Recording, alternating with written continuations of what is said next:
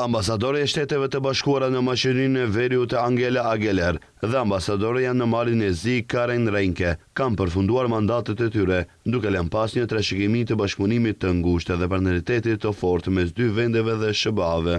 Gjatë takimit të saj lamtumirës me ministrin e punëve të jashtme të Maqedonisë së Veriut, Timço Mucunski, ambasadorja Ageler theksoi rëndësinë e rolit të vendit si një partner i besueshëm në avancimin e marrëdhënieve ekonomike, rritjen e shpenzimeve për mbrojtjen dhe bashkëpunimin mbi prioritetet e përbashkëta.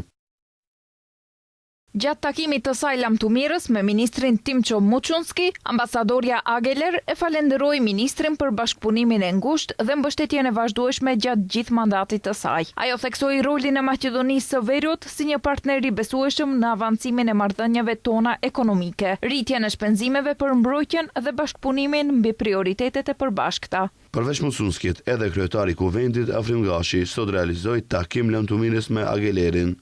Ndërkohë, ambasadorja Renke zhvilloi takime lamtumire me udhëheqësit më të lartë të Malit të Zi, duke përfshirë presidentin Jakov Milatović dhe zëvendëskryeministrat Ervin Ibrahimović, Filip Ivanović dhe Nik Xheloshajn.